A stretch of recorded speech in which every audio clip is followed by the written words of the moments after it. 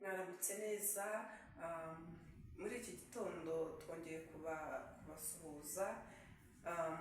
Uyu munsi rero nongeye kuza kubana namwe.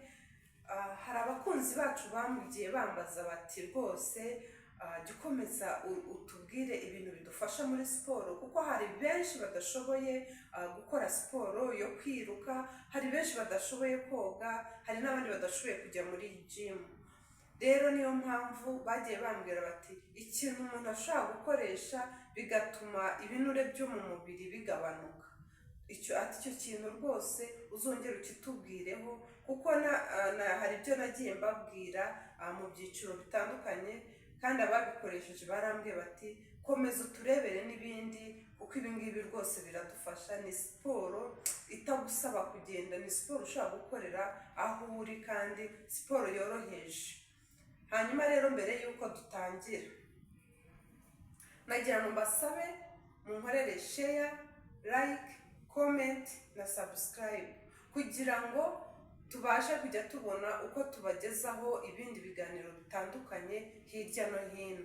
Ni ukuvuga ko rero hari benshi batarabibona, abantu batarabibona rwose mugerageze mureka tusharinge izi video, tujye tuzisharinga. Ni benshi bakeneye izi nama, ni benshi bakeneye counseling zo gukora siporo. Izi siporo rwose ni nziza, hari benshi baba bazikeneye ariko bakabura buryo ki zishobora kubageraho. Ni ukuri nimufashe, niyo mpamvu mvuga nti mureke dufatikanye tujye dusharinga izi video, dukore share, dukore comment nazo zifasha kugira ngo umuntu niba hari icyo wumvise unengaho, wenda ukavuga uti ahangaha byagenda gutya na gutya, cyangwa se ahangaha byaramfashije, nk'uko nagiye mbona comment z'abambwira bati rwose iyi video iyi ni yaramfashije, nagiye nkurikiza ibyo numvisemo ndabikora, nsanga rwose biranyubatse, mbona ni byiza. Niyo mpamvu rero comment nanjye hari icyo zimfasha, zirampugura, zikanyongerera imbaraga zo gutuma nshakisha n'ibindi byaba bisigaye, dore ko ari byinshi. Genda shyiraho ibice bitandukanye, ntabwo nshyiraho ibice byinshi, biba ari byinshi, ni ibice bigiye bitandukanye ngenda nshyiraho. Rero niyo mpamvu uyu munsi iyo nashyizeho video ivuga ku kintu runaka, ejo ndongera ngashaka iyindi. Ntabwo mpema, ntabwo nicara buri munsi ku wundi, ngenda mbashakira utuntu n'utundi. Niyo mpamvu rero ubushize twari twavuze amazi ashyushye n'umuneke.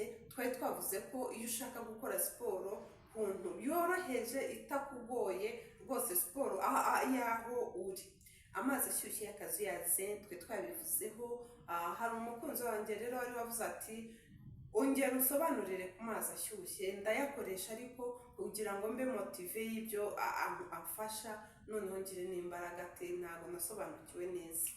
Amazi ashyushye y'akazuyaze atetse nyine yabize, ukayafata ukayashyira mu kirahure ukayatereka akaba akazuyaze, hahandi uyanywa ari akazuyaze, utanywa ushya mu kanwa.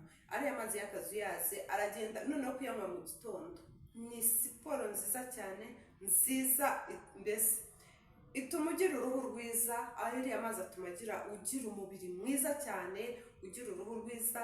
Ariya mazi y'akazuyaze twabonye ko atuma uruhu rudakanyarana ngo uzane iminkanyari, kabone niyo waba ukuze cyane.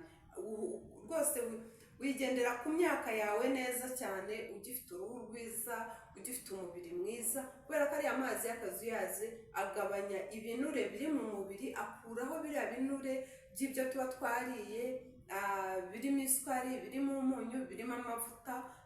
Iyo urabona ibyo wariye ku munsi, ibyo uriye nijoro, rero nijoro biragenda bikitekera ahantu bikaba ibibumbe gutya, bigatuma imitsi iziba, bigatuma amaraso adatembera neza. Ubwo rero niho hahandi uba usanga ukuriye buri munsi gutyo utanywa ariya mazi y'akazuyaze, biragenda bikitekera, ukabyibuha, ibinure bikaba byinshi, hakazamo uburwayi, bikabyara kanseri, bikabyara rubagimpande, imitsi igafunga, amaraso agatembera nabi, harimo ibintu byinshi. Rero ariya mazi cyakora ni iki? Urayanywa amaraso agashyuha, bya binure bigacikagurika, kuyanywa mu gitondo ukibyuka y'akazuyaza, ya yandi ubasha kunywa nyine udashya, ibinure bigacikagurika, amaraso agashyuha, agatembera neza, noneho akayoboka imitsi y'umubiri, noneho n'ubwonko, urumva n'ubwonko nabyo birakorana, ukumva ubaye fresh neza cyane. Hanyuma n'umubiri nyine n'uruhu rugenda ruhinduka, ukagenda ugira uruhu rwiza cyane.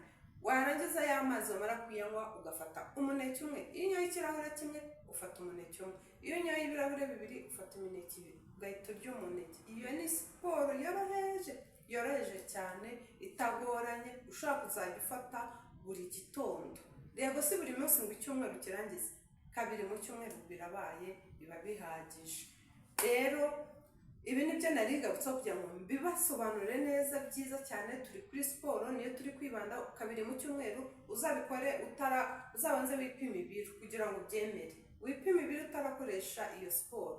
Nurangiza uhita utangira gukora siporo, nunywa ayo mazi kabiri mu cyumweru cya gatatu mu cyumweru, uzongera ugende wipima ibiro, rwose uzahita uvuga uti wawu, uzahita wumva uguwe neza.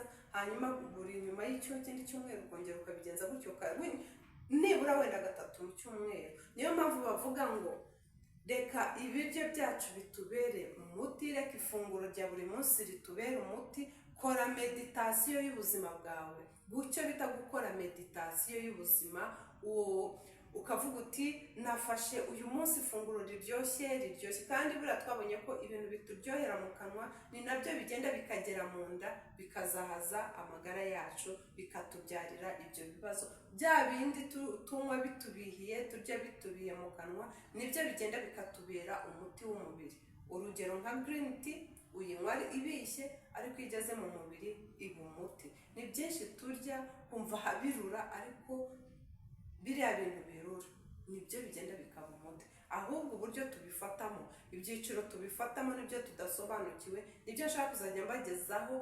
Ufata ifunguro muri ibi bice, fatira ifunguro muri ibi bice, bigenze gutya na gutya, urebe hehe no gusaza imburagihe, hehe no kugira iminkanyari cyangwa kugira bya biheri byo mu maso, ugasanga uruhu urarwara ibintu bitandukanye uruhu, ahehe no kongera kugira ibyo bintu. Wigirira umubiri mwiza, ugasa neza, ukumva uguwe neza. Murakoze rero, reka ikindi gice noneho nzajya nkurikizaho mbereke nti iki ngiki kivura iki, gifasha iki, bivura gutya, babifata mu gihe runaka. Hari n'izindi kondisiyo ugomba kwitondera, utagomba gufata ibyo bintu, birabigira kondisiyo. Hari n'igihe rero ubifata utabizi ko hari ingaruka bishobora kugutera, ugasanga n'ahandi umuntu arya ikintu ukumva cyamuguye nabi, biba bitewe n'uburyo wabifashemo. Urya ukumva byakugundiriye, waguwe nabi, ntabwo uba wasobanukiwe ya mafunguro uburyo yafashemo. Hari igihe tufata ibintu amafunguro tutazi uburyo tuyafatamo, wamara kurya ukavuga uti nariye ibintu runaka ariko mu nda harandiye, nagugaye mu nda. Mbese ibintu nk'ibyo biba bitewe n'uburyo ubifashemo. Mujye mukurikirana izi videwo, mba nabikoreye ubushakashatsi, ngende mbabwira tape par tape uburyo uza amafunguro ugenda uyafata muri detaye, mu buryo yategurwa, hanyuma uzajya usanga rwose wubaka ubuzima bwiza. Murakoze.